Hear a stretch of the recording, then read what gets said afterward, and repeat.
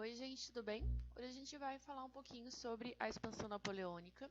Na verdade, isso faz parte das nossas aulas sobre a independência da América, embora a expansão napoleônica tenha sido na Europa, mas é importante a gente falar sobre esse tema nesse momento, porque, de alguma forma, esse acontecimento ele vai respingar aqui na América e vai ser um dos elementos que vai facilitar, de alguma forma, a nossa independência e a independência da América espanhola também. Tá? Então a gente vai falar um pouquinho sobre esse período, que na verdade é o período que corresponde aos anos em que o Napoleão governou a França e iniciou um processo de expansão do território francês. Por isso a gente chama de expansão napoleônica, porque foi um período com muita guerra da França com diversos países. E vai então desde que o Napoleão dá início, né, com o golpe do 18 Brumário, até a sua queda em 1815. É um conteúdo bem extenso, tá, gente? Então, prestem atenção, porque tem bastante coisa e a gente vai precisar desses elementos da aula de hoje para as próximas aulas. Então, é bom vocês entenderem a dinâmica aqui. Vamos lá, então, gente. Bom, o governo napoleônico, né? Após o golpe do 18 Brumário, o Napoleão ele vai criar um cargo para ele mesmo, que é o cargo de primeiro cônsul. Então a gente viu que durante toda a Revolução Francesa eles lutaram, né, contra o antigo regime, lutaram contra o poder da monarquia, mataram o rei, instituíram uma república, mas quando Napoleão assume, ele vai lá e cria um cargo que é como se fosse um rei, né? Primeiro cônsul, que a princípio seria um cargo que ele ocuparia por 10 anos, mas isso obviamente vai mudar. Bom, a figura do Napoleão, gente, era aquelas figuras da história que a gente não consegue explicar direito, porque ao mesmo tempo, enquanto ele era bem repressor, um cara bélico, né, queria guerra e tal, ele também fazia coisas que ajudavam a criar uma boa imagem dele na população. Então ele é aquela figura assim meio dúbia, né? Então, para vocês terem uma ideia, né, ele vai usar a força, né, a violência, para reprimir os adversários, vai instituir a censura à imprensa, mas, por outro lado, ele vai confirmar a abolição dos privilégios da nobreza e do clero, ou seja, apesar de ter reinstituído, de alguma forma, a monarquia, ele não vai manter aquele padrão onde a nobreza e o clero tinham regalias. Até porque o Napoleão não era um cara da nobreza, né? Ele é um cara que entrou no poder por meio de um golpe, então ele não vai alimentar essa nobreza. E ele também vai conceder, ao longo do seu governo, 3 milhões de títulos de propriedade de terras aos camponeses, ou seja, ele está ajudando, de alguma forma, a população mais humilde. Em 1804, ele vai criar o Código Civil Napoleônico. Isso está no livro de vocês na página 166, mas só para vocês terem uma ideia, né, o que era esse código, ele vai estabelecer, por exemplo, a igualdade de todos perante a lei, ou seja, nada de privilégio para quem é de determinadas classes sociais, a separação do Estado da Igreja, o direito à propriedade privada, mas ele vai proibir sindicatos e greves e a formação das sociedades por ações. Bom, esse código, então, ele vai estabelecer algumas outras coisas. Então, por exemplo, uma coisa que é interessante, né? A mulher vai atribuir à mulher uma condição inferior à do marido no tocante à propriedade, ou seja, ela não era proprietária, e sim só o marido. O divórcio, também no divórcio, o adultério, ou seja, um homem poderia praticar o adultério, um homem poderia querer o divórcio, mas a mulher não. O pai era o tutor da esposa e do filho, e para se casar, o filho precisava da licença do pai, ainda que tivesse mais de 25 anos. Ou seja, era uma sociedade extremamente com o poder nas mãos dos homens, né? Paternalista, como a gente chama. Bom, gente, com essas leis, esses códigos que ele vai criar, ele vai promover, em 1802, um plebiscito onde as pessoas vão votar se aceitam que ele seja cônsul vitalício, ou seja, que ele fique no poder até a sua morte. Ele vai vai conseguir os votos, porque ele era uma figura popular, e 2 anos depois ele vai ser aclamado imperador, o Napoleão I, ou seja, ele vai dar um golpe lá atrás, no 18 Brumário, vai se tornar primeiro cônsul e depois ele se consolida, dando mais quase que um golpe, né, sendo aclamado o imperador da França. Gente, só uma coisa, a França teve mais um Napoleão, que é o Napoleão II, que é o sobrinho dele, que vai governar algumas décadas depois. Então, às vezes, se referem a Napoleão na França como Napoleão II. E o Napoleão II, então, não é o Napoleão Bonaparte, é o sobrinho dele, tá? Que também vai ser bem polêmica o período onde ele vai governar. Bom, então vamos lá. É lógico que a parte mais marcante desse governo napoleônico é o seu projeto expansionista. Então, Napoleão não só queria mudar as coisas dentro da França, né, queria mandar em tudo, como também queria mandar na Europa.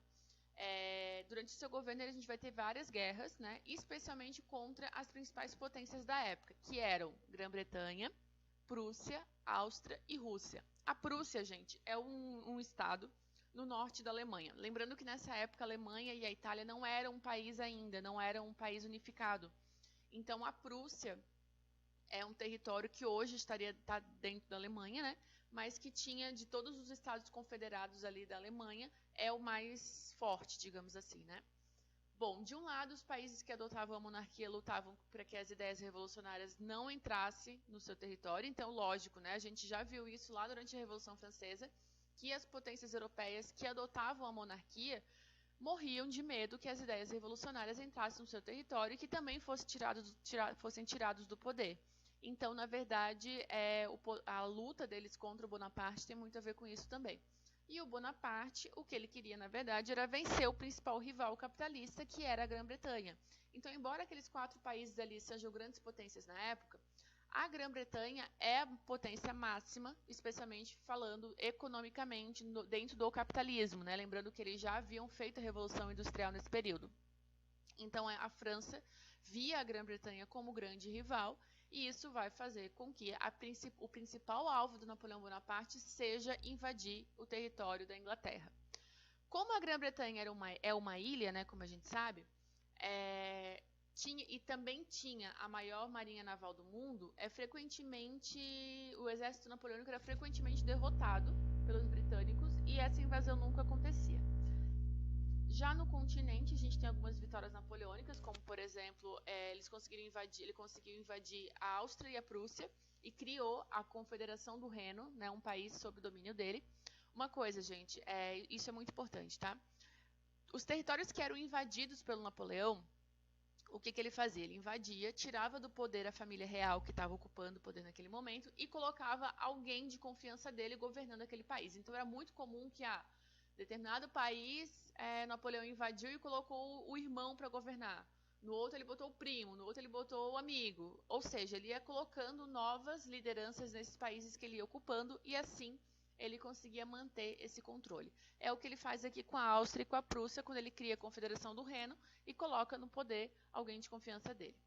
Bom, como o caso específico dele, né, o foco era a Inglaterra e ele já percebeu que ele não ia conseguir invadir a Inglaterra, o que ele vai fazer? Ele vai resolver enfraquecer a Inglaterra do ponto de vista econômico. Então, já que militarmente ele não venceria a Inglaterra, ele criou o que eles chamam de bloqueio continental.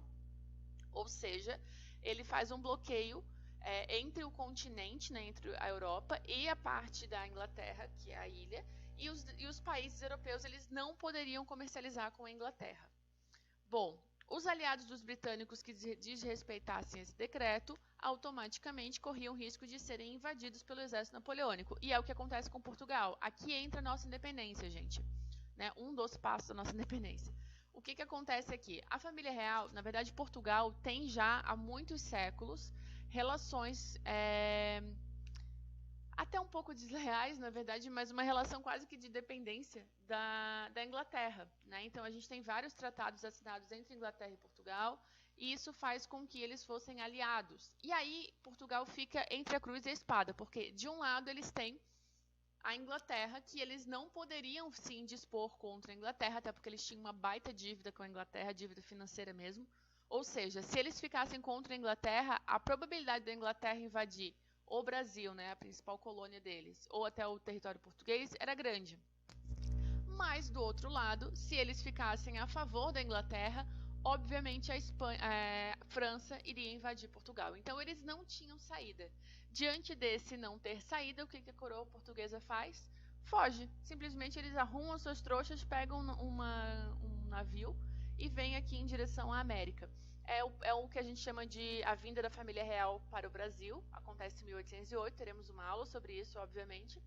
E é quando, então, pela primeira vez, a corte portuguesa migra inteira para a colônia e a sede do Império Português, então, passa a ser o Rio de Janeiro. Isso, lógico, né, vai trazer para cá Dom João VI, a Dona Maria, a Carlota Joaquina e também o Dom Pedro I, que vai ser, então, o cara, né, que vai ser parte da nossa independência, como a gente vai ver mais para frente. Bom, então aqui está a relação com Portugal, com a nossa independência, nesse rolo todo aqui que Napoleão faz. Aqui a gente tem um mapa para vocês observarem. A qualidade não está das melhores, mas foi o que eu encontrei, tá, gente? E aqui é para vocês verem como é que funcionava. Então aqui, gente, ó, essa linha aqui é o bloqueio continental. Então tudo isso aqui era vigiado pelos franceses. Então caso algum país fizesse algum contato com a Inglaterra, corria o risco de ser pego pelos franceses e isso daria problema. Os países que não aceitaram isso, então acabaram sendo invadidos, né? Mas outra coisa que eu quero que vocês percebam aqui é o território que a França tinha e os países dependentes. Olha aqui, gente, ó, a França está aqui. Aqui a gente tem o espaço que foi considerado possessões diretas, né? Então todo esse território aqui em amarelo são territórios que a França invadiu. Aqui a gente tem a Áustria, aqui a gente tem a Prússia, ou seja, o território que a gente acabou de falar, né? Então isso é sob domínio total da França. Essa parte em branco aqui, gente, ó, o Reino de Nápoles, lembrando que, como eu falei para vocês, a Itália também não era independente, tá? Então aqui tem o reino, aliás, desculpa, não era unificada. Aqui tem o reino da Itália, aqui tem Etrúria, aqui tem o reino de Nápoles, Roma está aqui, Córcega, tudo isso é território que vai virar depois a Itália. E aqui a Espanha. Esses territórios em branco, então, gente, são países dependentes. O que são países dependentes? Eu vou usar o caso da Espanha para vocês entenderem. A Espanha, teoricamente, era aliada da França, tanto que quando rola o bloqueio continental, a França não se opõe, a Espanha não se opõe e segue. Porém, a Espanha era governada por um rei que era parente direto da coroa do antigo rei morto da França. Então, o que Napoleão faz? Embora a Espanha esteja com aliança com eles, ele invade e aqui, então, ele vai instituir um novo governo. Ele vai tirar o rei, que, se eu não me engano, era o Felipe, ou eu estou enganada, eu esqueci de ver isso, desculpa. Mas ele tira o rei do poder e coloca no lugar dele alguém de confiança do Napoleão. Mesma coisa ele faz com a Suíça, faz com esses reinos aqui da Itália, e assim vai. Então, no caso, esses territórios aqui, eles acabam sendo ocupados de alguma forma pela França. No caso de Portugal, gente, vale lembrar que como a fuga da família real aconteceu? Porque a Grã-Bretanha ofereceu ajuda. Então sugeriu, ó, vocês fogem, vão para a América que a gente protege Portugal. E aí o território português, durante esse período de expansão napoleônica, que vai de 1808, né, considerando o dia que a família real foge, né, 1808 a 1815, o território fica meio que em conflito entre Inglaterra e França, ok?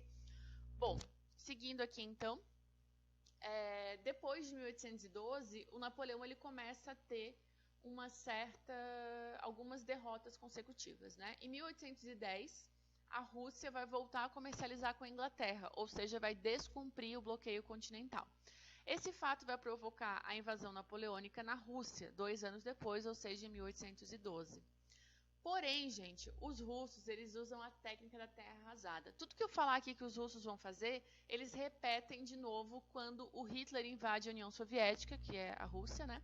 Durante a Segunda Guerra Mundial. Então, vocês vão ver comigo de novo isso aqui no ano que vem, e vocês vão lembrar do caso aqui da França de Napoleão, né? O que é essa técnica da terra arrasada? Gente, nunca na vida de vocês invadam a Rússia, tá? A Rússia é muito frio, ninguém consegue invadir a Rússia. O que acontece? Eles usam essa técnica. O que é essa terra arrasada? Os russos, eles não vão para ofensiva. O que eles fazem? Eles recuam. Então, quando eles estão sendo invadidos, eles vão cada vez mais se interiorizando.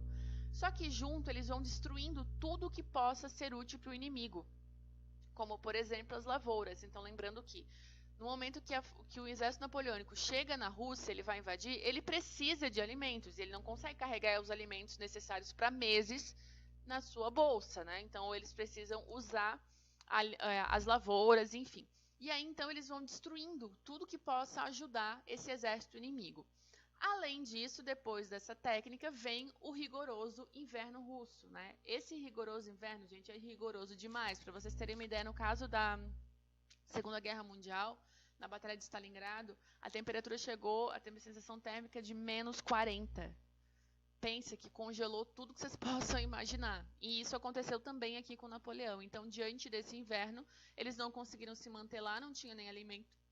Acabaram, então, recuando e perdem esse conflito. No momento que eles perdem, né, que tem essa derrota napoleônica para a Rússia, os demais países que também estavam contra a França acabam vendo, opa, Napoleão não é tão invencível assim. Então eles criam uma coligação, são aqueles países que a gente já falou aqui, tá? A Grã-Bretanha, Prússia, Áustria, né? Lembrando que Prússia e Áustria foi invadido, mas tem sempre a resistência, né? Então eles criam uma coligação que vai vencer o Napoleão na Batalha das Nações. Quando ele é vencido, ele vai ser levado para a Ilha de Elba e o trono francês é devolvido ao Luís XVIII. Luís XVIII seria o herdeiro direto do trono, porque ele é o irmão do rei guilhotinado. Lembrando que o rei foi guilhotinado super jovem, ele não tinha filhos, então o irmão dele seria o herdeiro direto. E aí eles devolvem o trono para ele. Porém, gente, não é o fim do Napoleão. Napoleão ele vai fugir da Ilha de Elba, vai desembarcar na França e vai tentar invadir. Nisso que ele tenta invadir, o rei Luís manda um reforço, né? Manda o exército expulsar o Napoleão de lá. Só que o exército vai até Napoleão e lá se junta a ele e volta para Paris junto com ele. E aí Napoleão entra em Paris, tira o rei do poder e assume o trono novamente. Esse período dura mais ou menos 100 dias que ele fica no trono, tá? Só que ele vai insistir mais uma vez na invasão da Inglaterra. Ele vai para lá, vai ser vencido na Batalha de Waterloo, vai ficar preso na Ilha de Santa Helena, onde ele permanece até a sua morte. É o fim da Era Napoleônica, ponto. Tá? Então, depois de tantas tentativas, ele acaba, de fato, se exilando nessa ilha, e lá ele morre e ele nunca mais aparece para assombrar ninguém, eu acho. Bom, gente, então, esse é o resumo, né, do que foi esse período napoleônico.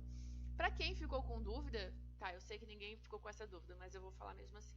Bom, a Inglaterra, gente, apesar do bloqueio continental, teoricamente eles deveriam ter sofrido, né, bastante com a pressão econômica, né? Afinal de contas, eles perderam o mercado europeu. Mas isso, na verdade, vai trazer um benefício para a Inglaterra, porque o que acontece? Como rola esse bloqueio, os países europeus eles não conseguem sair do continente e ter contato com as suas colônias. Então, por exemplo, Portugal, que rolou toda aquela treta dele eles acabarem fugindo e tal, isso fez com que eles assumissem uma nova aliança com a Inglaterra, e a Inglaterra passou a comercializar diretamente com o Brasil. Ou seja, a colônia que antes só podia comercializar com Portugal, acabou tendo autorização para comercializar direto com a Inglaterra. Pensa o tamanho do mercado que os ingleses herdaram, né? A colônia toda. O caso da Espanha, gente, como é que isso vai influenciar na independência da América Espanhola? Durante esse período de invasão napoleônica, de alguma forma, as colônias perdem o contato com o rei da Espanha, até porque o rei da Espanha também é deposto. Então, o rei da Espanha ele vai ficar durante muito tempo lutando para conseguir reassumir o trono espanhol e não vai ter tempo para cuidar das colônias. E isso vai fazer com que as colônias comecem a ter uma realidade mais independente, e isso vai impulsionar o processo de independência deles. E eles também vão comercializar com a Inglaterra. Enfim, a Inglaterra perdeu a Europa, mas ganhou diversos territórios que eram colônias de países europeus que vão virar mercados consumidores dos ingleses, ou seja, o tal do bloqueio continental foi mais prejudicial para os países do continente europeu do que efetivamente para a Inglaterra. Porque no caso dos países continentais, o que vai acontecer? Eram muitos países basicamente agrícolas, que dependiam diretamente desse comércio de industrializados com a Inglaterra, e eles perdem. Então, por exemplo, é por isso que a Rússia vai acabar furando o bloqueio e tentando esse contato com a Inglaterra, que vai motivar a invasão napoleônica. Então, de uma forma geral, esse bloqueio não atingiu, né, o que o Napoleão esperava, e também acabou gerando o fim dele, né? Bom, após, então, tudo isso, né, em 1815, é quando acaba definitivamente essa expansão napoleônica, quando ele vai para a Ilha de Santa Helena e lá ele vai morrer, os países europeus se reúnem em Viena para o Congresso de Viena. O que é esse congresso? Eles se reuniram com o objetivo de restaurar a velha ordem. princípio básico, gente, princípio de legitimidade. O que é isso? Eles vão defender a volta ao poder das famílias que governavam os estados europeus antes da expansão. Então, por exemplo, vamos pegar o caso da Espanha. A Espanha, então, tinha um rei que foi deposto pelo Napoleão. Então, o Congresso de Viena vai garantir que esse rei possa voltar ao trono na Espanha. Isso vai valer para a Áustria, vai valer para diversos países que sofreram com isso, né? Inclusive Portugal. Porém, a família real não volta nesse momento e isso vai ser tema das nossas aulas seguintes. Bom, esse é o princípio da legitimidade também. Então, a França tem que pagar 700 milhões de francos de indenização para esses países, né? E, além disso, a gente tem a Santa Aliança, que é uma aliança entre as principais potências europeias. Inglaterra, Áustria, Prússia, Rússia e França. Lembrando que na França, óbvio, quem está no poder agora é o Luís XVIII, né? O irmão do rei guilhotinado, volta ao poder e fica ali durante um tempo. Essa Santa Aliança, gente, para a galera que estuda relações internacionais, eles estudam isso como um período que vai iniciar 100 anos de paz na Europa. Por quê? Meio que esses 5 países eles vão se reunir, vão fazer esse tratado, que é quase uma aliança, tipo assim, se alguém invadir a Inglaterra, os outros países vão se mobilizar para ajudar. Se alguém invadir a Prússia, os outros países vão se mobilizar para ajudar. E isso, então, vai garantir, de certa forma, uma relativa paz no continente europeu, que vai até 1914, quando estoura a Primeira Guerra Mundial. Eu sou um pouco contra essa visão, porque, na verdade, a gente não tem guerras direto. Aliás, a gente tem guerras direto, porque o que acontece? A gente tem a unificação italiana e a unificação alemã. Essas duas unificações, para acontecerem, precisam de conflitos. Então, por exemplo, a Itália luta contra a Áustria para poder ocupar, para poder fazer a sua demarcar a sua fronteira. A Prússia também. A Prússia vai lutar contra a Alemanha, que depois vai ser a Alemanha, vai lutar contra a França, por exemplo. Ou seja, não foi tão paz assim.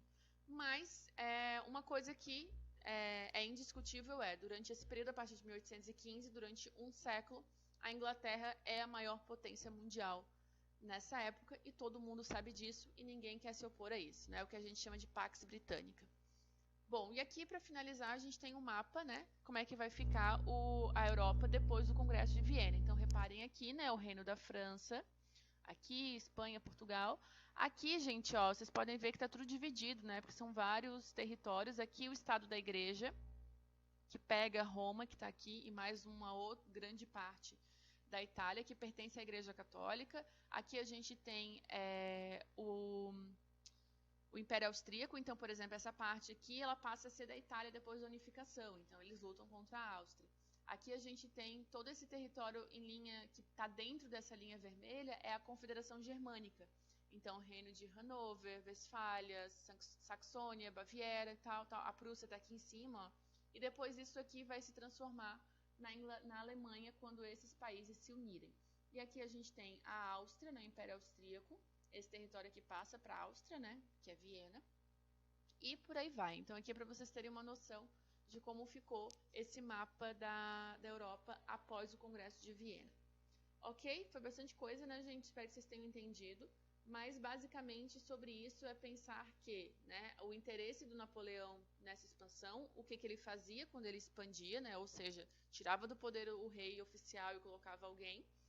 E também a questão do bloqueio continental, que o bloqueio continental é a chave para a gente ligar a expansão napoleônica com as independências da América, ok? A gente vai voltar na próxima aula com a independência da América Espanhola, e aí a gente vai falar um pouco, então, sobre a influência desse bloqueio continental diretamente na América Espanhola, certo? E só uma curiosidade, gente, a Leopoldina, que é a nossa primeira imperatriz, né, a mulher do Dom Pedro I, que é quem fez a nossa independência, a própria Leopoldina, ela é irmã da Maria Luísa, que era esposa do Napoleão Bonaparte. Então, estranhamente, né, não, na verdade, quando ela casa quando a Leopoldina se casa com o Dom Pedro, se eu não estou enganada, já tinha acabado a expansão napoleônica.